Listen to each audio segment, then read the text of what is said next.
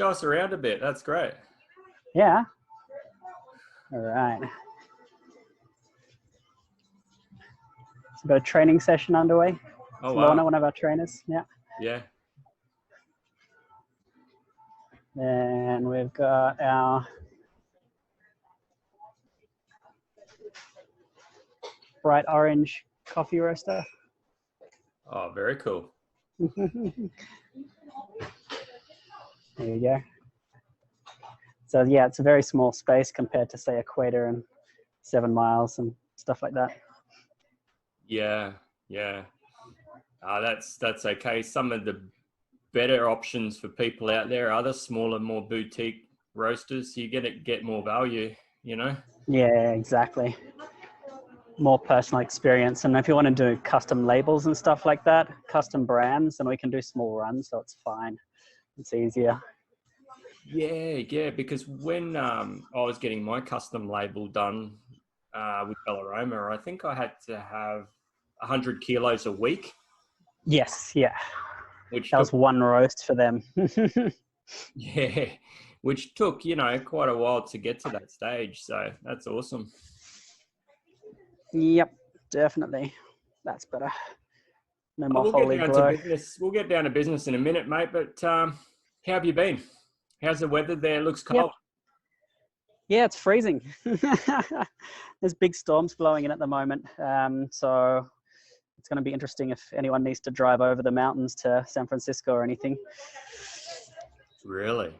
Yeah, but that's all right. We did our delivery run today and that was fine. But yeah, I think tonight the storm starts for the next kind of 3 or 4 days.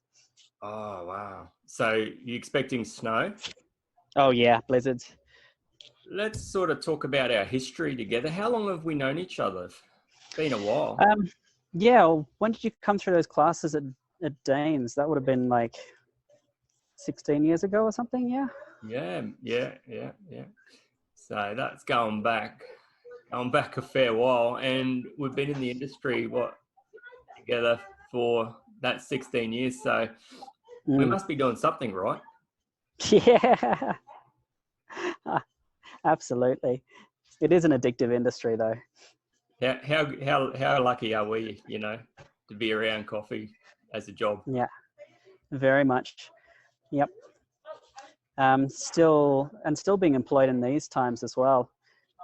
Yeah, it was all pretty shaky at the beginning of the year. That's for beginning of last year. That's for sure. Yeah. How's it going over there now? Not too bad. Coffee bar. We're doing exactly the same volumes as we were before COVID. But so Coffee Bar has 7 locations, retail locations, cafes. Normally 8, but one's on a Facebook campus, so that closed in San Francisco. So the store's volumes are down, but since everyone pivoted to online ordering and consuming coffee at home, our volumes remained the same. Yeah, which was really interesting. So we've been able to buy from our producers that we buy from every year, and not decommission contracts or anything like that. Whereas apparently a lot of other roasters have had to decommission contracts. Yeah. So the brokers that we speak to, they've got warehouses with double the amount of stock than they normally have because people can't just commit to the volume. So we're in a very lucky position, Coffee Bar that is, that we haven't had to do that. Yeah. Yeah. That's good for you as a roaster, but what about the accounts? What about people on the ground? Your mum and dad coffee shops, are they starting to bounce back up?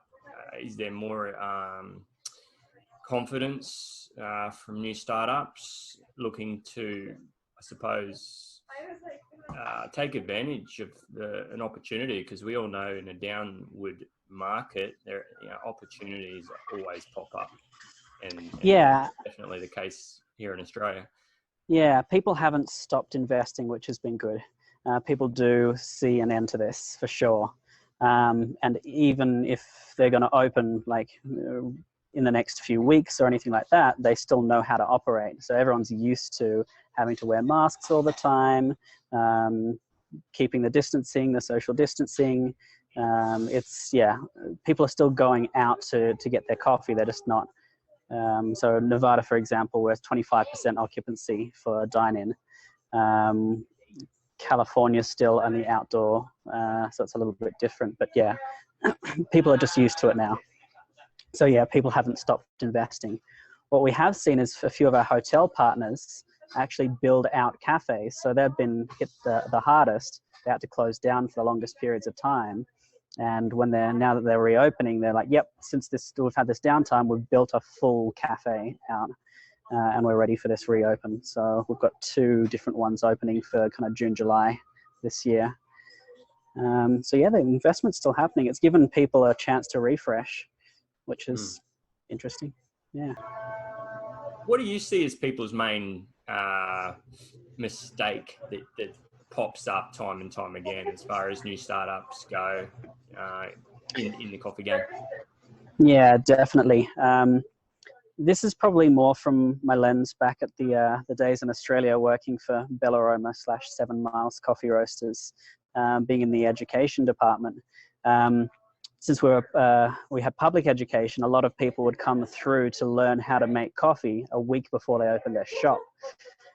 So a lot of it came down to not understanding the complexities of the product.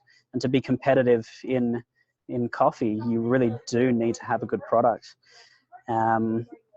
So there's a million other things that that you're not prepared for. I guess that's where you definitely help out with Kickstart Coffee for sure. But yeah, just in terms of product quality, equipment selection, all that kind of stuff. When they're going to shop for a coffee roaster, for example, to say, okay, well, which supplier am I going to use? Then they might just go for the cheapest one rather than the one that gives you the most service. So yeah, just being unprepared on a lot of different levels. But for me, from my eyes, a lot of it's product quality. Yeah. That's good, mate. And so what's on the cards for Coffee Bar for the rest of the year? Yeah, definitely. We've got lots of fun projects. So Coffee Bar's wholesale department started when I started like 7 or 8 months ago. So their expansion was purely on the retail cafes. It's been in the back of their mind to do a wholesale program, but it wasn't their focus. And since COVID really locked them down hard, they really had to think about, well, it's probably a good idea if we diversify revenue streams, hence the kind of the coffee program. So we started off by just adding some blends to the lineup. So all they really had was a dark roast for drip. So I've added a medium roast for drip. They've got their espresso blend, which is fine. That's a fantastic all-round blend. But we're also adding a diner blend to the mix as well. But there's kind of caveats with each blend. There's kind of social responsibility with each blend. So the Trailhead, for example, 50 cents per 12-ounce bag sold. Goes to the U.S. National Forests reforestation program in the Truckee area, which is where we're based. And in the Davies Diner blend, we're trying to figure out exactly how to do something that donates money towards climate change for coffee producers. So building more robust varieties. So Robusta coffee is actually a really important component for that, as it is so much pest resistant compared to Arabica. So the key is finding a specialty grade one. So that's what we're doing with our producers at the moment, trying to figure out how we can get a 12-month supply from our different producers of a specialty grade Robusta. So the blend's not going to be cheaper. It's going to have a very diner-like flavor profile, hence the Robusta in a small component. But it's going to be quality and it's going to be socially responsible as well. From there, we're turning Trailhead, the medium roast blend, into an instant coffee as well. We should have that in the next 4 weeks. We're in the Sierra Nevadas where people go camping all the time. And it's just... let me tell you, that's my favorite ale from the Sierra. Excellent. You should have visited the tap room in San Francisco when you were here. Oh, next time, for sure. Yep, absolutely. I've been trying to get it here at Dan Murphy's, but it's like $80 a carton, and I just can't bring myself to pay that when I could get a 6-pack at any gas station in the States for like, I think it was like $10. Yep. Yep. I forget I've completely forgotten about the Australia alcohol tax. It's so much cheaper over here. That's for sure. So yeah, Coffee Bar, we've kind of been focusing on our bottom line. That's what COVID's really done, really kind of made us organize our profitability a little bit better and add impulse fixtures to our stores. So the instant coffee is one of them. So that's my angle for it. And then getting into spreading the wholesale on it as well. So yeah, I've got a lot of different projects happening, that's for sure. Hey mate, just talk about the opportunity in America compared to Australia. I mean, as far as consulting here goes, I mean, I'm doing it in the most competitive market in the world. Yeah, I'm sure you'll agree. Sydney's top of the game. Absolutely. Melbourne. Yeah. We've still managed to really help people get some great cafes and coffee shops off the ground, you know, with really fair and affordable terms. But what I'm finding in America with startups is that they just have such a better opportunity because of a few reasons. One being you can command a better dollar for the end product. You know, you've got the whole tax system and tipping system, 20% extra. Coffee seems a lot more expensive, maybe you know above $5 a cup, even up toward $10 a cup. More than that too, staff costs are cheaper. You have basically a massive population in America, and not a lot of good coffee. Is that still the case, or am I being a bit of a coffee snob? No, I think that is the case. But it is a different market. The consumer is after a kind of different flavor profiles, that's for sure. Especially when you get out of the built-up cities. So Sydney is definitely a little bit more like, Sydney and Melbourne are definitely a bit more like San Francisco and Los Angeles and New York in their flavor profiles. They are looking for more what we're kind of used to, of just the pure coffees, nothing added to it or anything like that. Whereas the second you get out of the built-up cities, then it's still a very, very much a Starbucks type market, where you've got all your flavored drinks, your seasonal drinks, and it's just expected to have some form of sugar or sweetener in there. But yeah, as you say, people are willing to pay a lot more for a cup of coffee than they are in Australia. There are opportunities over here. It's not as saturated here as it is in Sydney. Like there aren't 1,000 roasters in the state that you're competing against.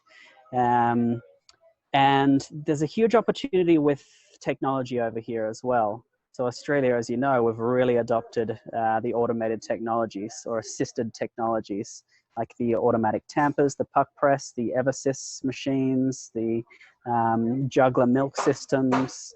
What's the other one? The Uber milks as well. They haven't even landed here yet, which is really interesting. So the Uber milk's being released in the next couple of months in the US. The juggler system, they are here, but they're looking for milk suppliers to fill 10 to 10 liter milk bladders with. They're finding it very, very hard to infiltrate the US market. So there's huge opportunities for more automated technologies over here, where you could reduce labor costs even more. The things that you have to do in Australia because the labor's much more expensive are just taken for granted here. It's like, oh, I don't really see the need. We'll just hire someone else. Yeah. So yeah, there are definitely a lot more opportunities. But back to your point on the quality of coffee, yeah, a lot of it from my eyes comes down to consistency, because we don't have those automated technologies here. It's just a little bit more hit and miss whether or not you're going to get the intended product. That's where I feel it's really struggling. Yeah. Yeah. Yeah. It's almost like Australia was 15 years ago. You know, a lot of people just are happy to get a coffee, and coffee's coffee. Some people take pride in, you know, getting a bad coffee. I think there was a movie years ago. Someone said, look, in the movie, damn, that was awful. And they, you know, big smile on their face, like, oh, that's a mean cup of coffee. No, coffee shouldn't be mean. It shouldn't hurt you. No, exactly. Coffee's Um, worse than a hangover if you get it made poorly enough. Very much. But in saying that, the roasters aren't doing a worse job here. Like if you go to a roastery, you'll get an amazing experience. It's just the execution at cafe level, especially if you're a customer using a roaster. It's not that great. Yeah, well, that's exciting though for Kickstart clients and also your accounts, because they're going to get that help they need to really learn how to do it properly, and get into a business model that makes money. Yes, yeah. And that's where the likes of you, that I'm really proud to be associated with yourself for the sake of my clients, to get that support in the States. And also people like Sue Brown too, who's a commercial property expert and understands the complexities of lease negotiations and contracts, because every state over there is different. And so different. it is, it's really frustrating, but that's just the way it is. And she's someone that's got experience from coast to coast. So that's invaluable. That is so invaluable. But what I love about the Australian cafe model is the simplicity. It's very unpretentious, and you showed me some examples of this happening more and more in places like San Francisco, and where it is more minimalistic. You've got a warehouse or a shop that's bare bones almost. It's raw, it's natural, but you've got the very best technology, the very best coffee, and customers are going nuts for it. Yeah, exactly. Yeah. All right. Well, cool. Take care, mate. I'll catch up with you too, Simon. Thanks so much. Cheers, mate. See you, mate. Bye.